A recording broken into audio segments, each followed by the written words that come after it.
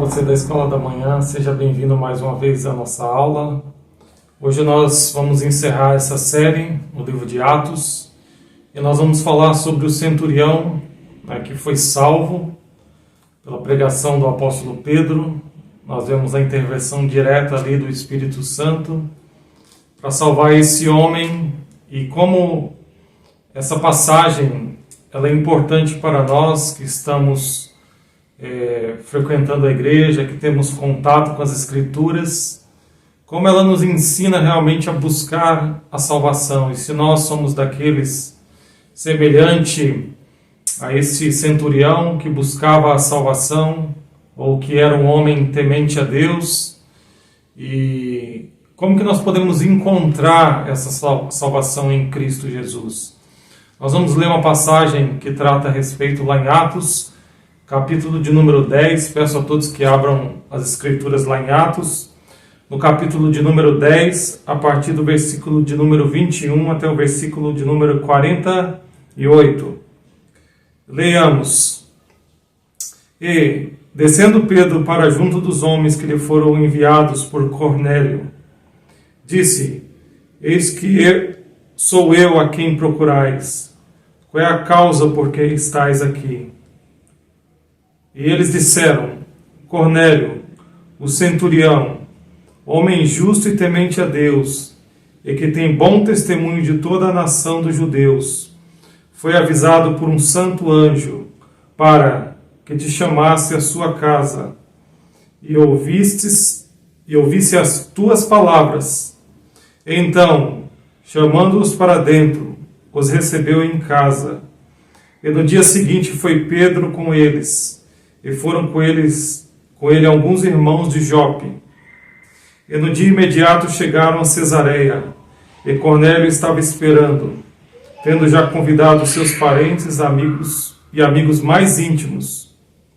E aconteceu que entrando Pedro, saiu Cornélio a recebê-lo, e prostrando-se aos seus pés o adorou. Mas Pedro o levantou, dizendo: Levanta-te, que eu também sou homem. E falando com ele, entrou, achou muitos que ali se haviam ajuntado, e disse-lhes: Vós bem sabeis que não é lícito a um homem judeu ajuntar-se, ou achegar-se a estrangeiros, mas Deus mostrou-me que a nenhum homem chame comum ou imundo. Por isso, sendo chamado, vim sem contradizer. Pergunto, pois, por que razão mandastes chamar-me? E disse Cornélio: Há 4 dias estava eu em jejum até esta hora, orando em minha casa a hora 9. E eis que diante de mim se apresentou um homem com vestes resplandecentes e disse: Cornélio, a tua oração foi ouvida, e as tuas esmolas estão em memória diante de Deus. Envia, pois, a Jope, e manda chamar Simão, o que tem por sobrenome Pedro. Este está hospedado em casa de Simão, o curtidor, junto do mar. E ele, vindo, te falará. E logo mandei chamar-te, e bem fizestes em vir. Agora, pois, estamos todos presentes diante de Deus, para ouvir tudo quanto por Deus te é mandado. E abrindo Pedro a boca, disse: Reconheço por verdade que Deus não faz acepção de pessoas, mas que lhe é agradável aquele que, em qualquer nação, o teme e faz o que é justo. A palavra que enviou aos filhos de Israel, anunciando a paz por Jesus Cristo. Este é o Senhor de todos. Esta palavra, vós bem sabeis, veio por toda a Judéia, começando pela Galileia, depois do batismo que João pregou. Como Deus ungiu a Jesus de Nazaré com o Espírito Santo e com poder, a qual andou fazendo bem e curando todos os oprimidos do diabo, porque Deus era com ele. E nós somos testemunhas de todas as coisas que fez, tanto na terra da Judéia como em Jerusalém, a qual mataram, pendurando-o no madeiro. A este ressuscitou Deus ao 3º dia, e fez que se manifestasse, não a todo o povo, mas as testemunhas que Deus antes ordenara a nós, que comemos e bebemos juntamente com ele, depois que ressuscitou dentre os mortos, e nos mandou pregar ao povo e testificar que ele é o que por Deus foi constituído juiz dos vivos e dos mortos. A este dão testemunho todos os profetas, de que todos os que nele creem receberão perdão dos pecados pelo seu nome. E dizendo Pedro ainda estas palavras, caiu o Espírito sobre todos os que ouviam a palavra. E os fiéis que eram da circuncisão, todos quanto tinham vindo com Pedro, maravilharam-se de que o dom do Espírito Santo se derramasse também sobre os gentios, porque os ouvia falar línguas e magnificar a Deus. Respondeu então Pedro, pode alguém porventura recusar a água, para que não sejam batizados estes, que também receberam como nós o Espírito Santo? E mandou que fossem batizados em nome do Senhor. Então rogaram-lhe que ficassem com ele por alguns dias.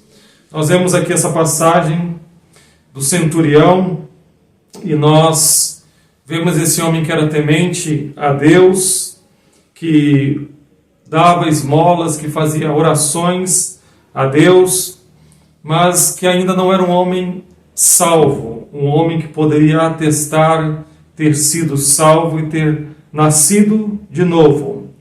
Semelhantemente, pode ser que muitos de nós estejamos nessa condição, pode ser que nós frequentemos a igreja, que nós tenhamos acesso às Escrituras, que nós façamos orações a Deus de agradecimento, de ações de graças, mas que ainda nós não tenhamos buscado a Deus pela nossa salvação pessoal.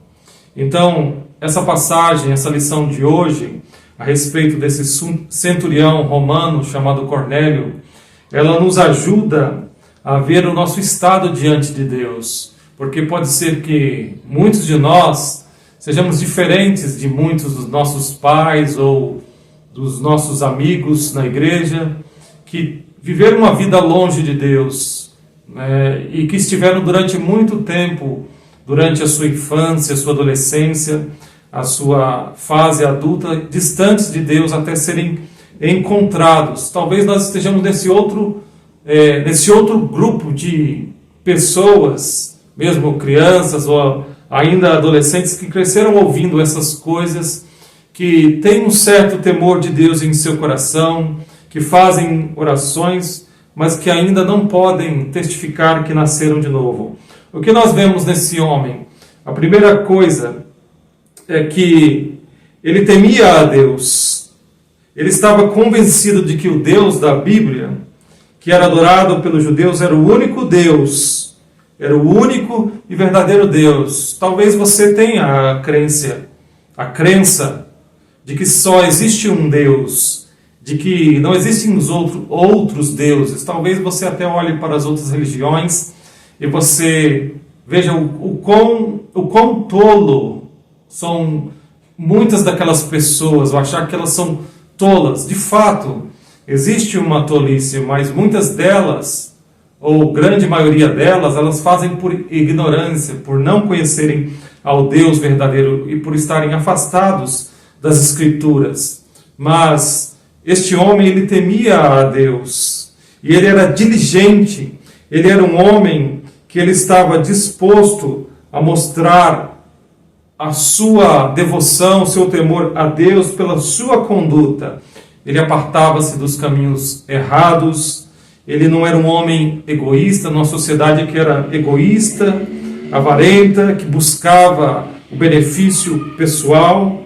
Ele mostrava amor para com as pessoas que padeciam necessidade, ele dava esmolas, ele era um homem que era diferenciado naquela sociedade. E ele, possivelmente, nós entendemos pela leitura das Escrituras aqui, que ele entendeu que essas coisas não eram suficientes, que essas coisas elas não poderiam apagar ou perdoar os seus pecados, que elas não poderiam fazer com que ele fosse aceito diante de Deus. Esse homem também era um homem humilde. Ele tinha, mesmo sendo um oficial do alto escalão romano, um oficial do exército romano, um superior, um homem rico e poderoso, com grandes amigos, com influência muito grande, ele se preocupava com o seu povo, com o povo judeu, e voltava a sua atenção e seus olhos para o Deus verdadeiro. E nós vemos aqui como o Senhor Deus avisou o apóstolo Pedro. Você vai ler na sua leitura semanal, nos versículos do capítulo 10, do versículo de 1 até o versículo 20, como que Pedro foi avisado por Deus a não fazer acepção de pessoas e de que ele deveria ir juntamente com aqueles homens que foram enviados por Cornélio para pregar o evangelho para que aquele homem fosse salvo. E nós vemos como esse homem, ele recebeu a Pedro com grande alegria, ele se prostrou ali aos seus pés, ele não tinha um conhecimento de que somente Deus deveria ser adorado, e Pedro o levantou e disse que ele era um como aquele homem, e logo ele conduziu Pedro para dentro da sua casa, onde havia muitas pessoas, seus amigos, vizinhos, parentes, que ele convidou para ouvirem a palavra de Deus. Então isso nos mostra que aquele homem, ele estava disposto a se humilhar diante de Deus, e de que de fato ele se humilhou diante de Deus para receber a vida eterna. Mas será que nós temos essa disposição de nos humilharmos diante de Deus? Ou nós ainda estamos cheios de obras ou de méritos? Nós acreditamos porque nós frequentamos a igreja, porque nós acreditamos na existência de um Deus único e verdadeiro, porque nós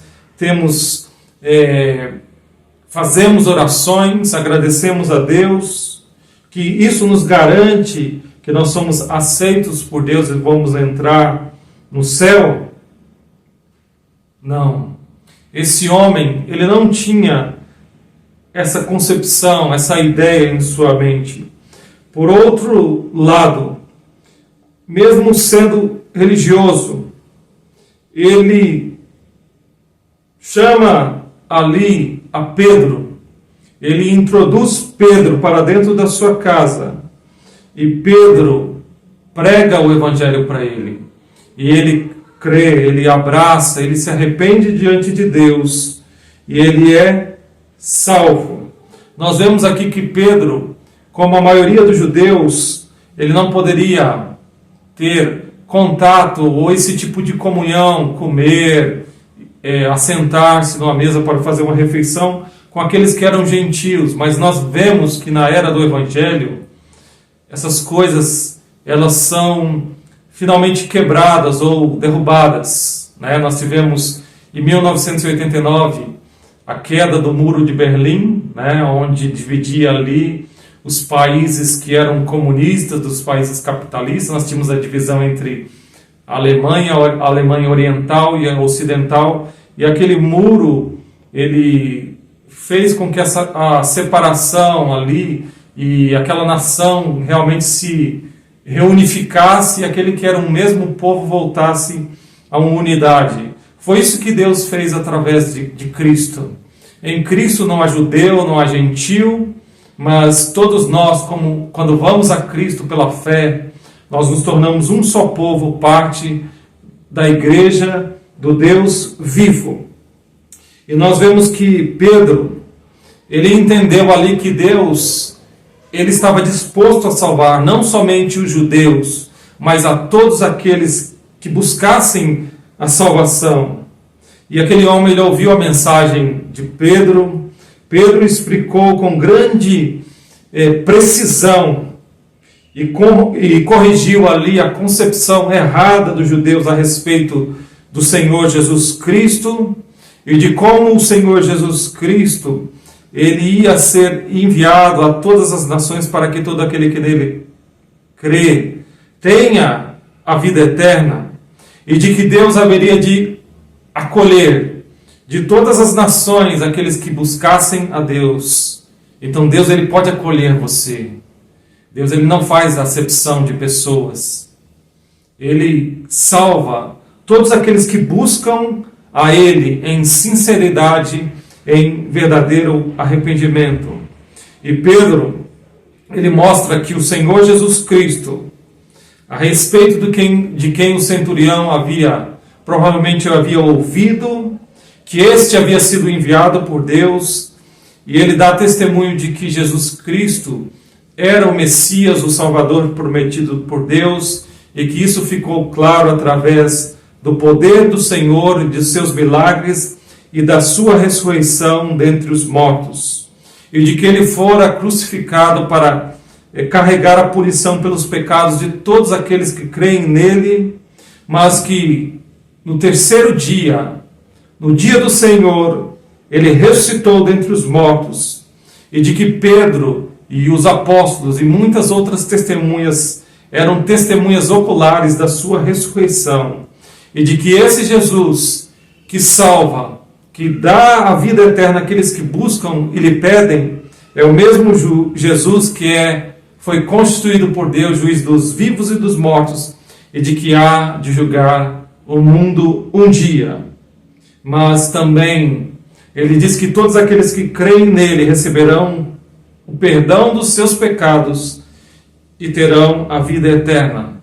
Nós vemos aqui a obra do Espírito Santo durante a pregação de Pedro a respeito da morte, da ressurreição do Senhor Jesus Cristo, e de como o Espírito Santo abriu os olhos do centurião, os olhos espirituais, e de seus amigos, e aquele centurião que temia a Deus, por fim, abraçou, ouviu o Salvador pelos olhos da fé, confiou a sua alma nele e foi salvo, teve os seus pecados por fim perdoados e foi salvo pelo Senhor Jesus Cristo.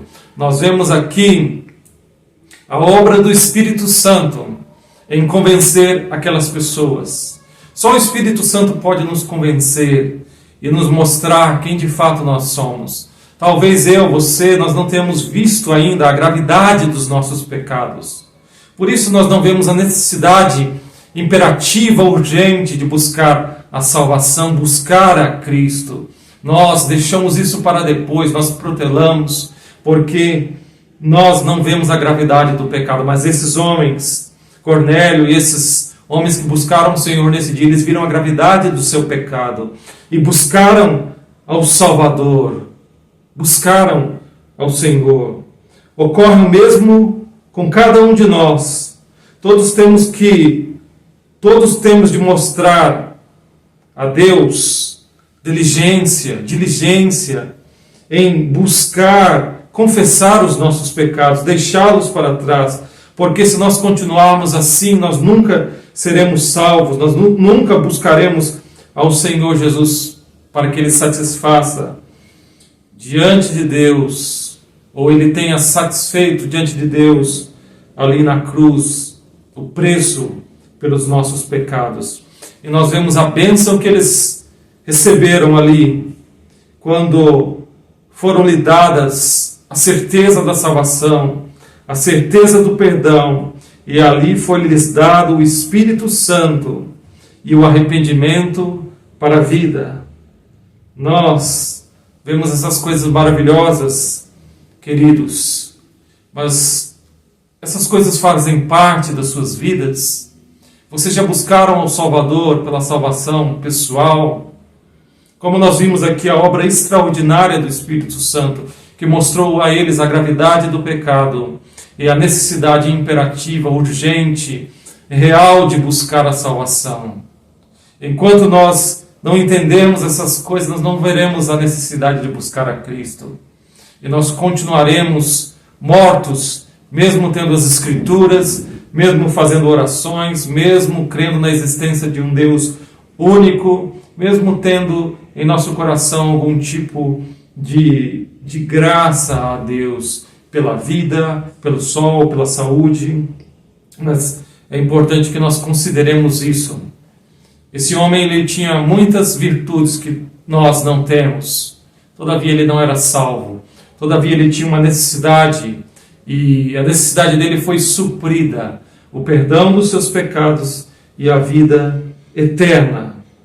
Quando os apóstolos, nós vemos algo maravilhoso no livro de Atos, quando os apóstolos foram pelo mundo pregando o evangelho aos asiáticos, aos europeus, aos africanos, com frequência eram seus contemporâneos, os judeus, que faziam-se relutantes a ouvir, mas o evangelho alcançou muitos desses povos. Pode ser que nós também sejamos assim, por estarmos tão habituados e acostumados a ouvir, nós sejamos pessoas relutantes e não aceitemos o evangelho. Mas o Senhor, queridos, tem salvado muitas almas. Muitas almas. E talvez vocês que têm contato com as Escrituras estejam ficando para trás. Nós precisamos ver que no evangelho o Senhor chama todas as pessoas em todos os lugares para que eles se arrependam. E aqueles que se arrependem, e eles se salvam, são salvos, eles passam a fazer parte do corpo de Cristo, que é a igreja. Para concluir essa lição, eu pergunto a cada um de vocês: vocês já experimentaram por si mesmos a experiência de salvação, a obra do Espírito Santo em suas vidas? Eu não estou perguntando se vocês já oraram, se vocês leem as Escrituras, se vocês creem na existência de um único Deus verdadeiro, mas se vocês já buscaram a salvação, se vocês já tiveram essa experiência em suas vidas de serem salvos, de terem um Espírito Santo falando ao seu coração, por intermédio da palavra, das Escrituras, de que os seus pecados foram perdoados, de que você recebeu agora o Espírito Santo em sua vida, e de que esse Espírito Santo, ele te dá a certeza de que os seus pecados foram perdoados, ele transforma a sua mente, ele cria em você um novo coração, uma nova disposição, um novo desejo para com Deus. Eu espero, queridos, que vocês sejam semelhantes a Cornélio, e de que realmente entendam de que mesmo um tipo de temor a Deus, um tipo de crença nas verdades das Escrituras, não nos salvam, não nos fazem pessoas melhores do que aqueles que estão lá fora. Mas o que nos salva é reconhecer que mesmo com todas essas coisas que nós temos, nós somos pessoas rebeldes, nós nos fazemos duros para ouvir, e nós precisamos do perdão dos nossos pecados, nós precisamos dessa obra, dessa experiência, do Espírito Santo criando em nós um novo coração e uma nova disposição. Que Deus abençoe a sua palavra e que faça resplandecer sobre o seu coração essas verdades eternas. A nossa oração como professores e o nosso grande desejo é que vocês sejam salvos, que vocês sejam reconciliados com Deus. Nós vamos cantar o hino de número 29, o hino que retrata muito do que nós falamos nesse dia. Que Deus abençoe o dia do Senhor e que nesse dia possa ser o início de um novo dia para você. É o que nós rogamos no nome do Senhor Jesus. Amém.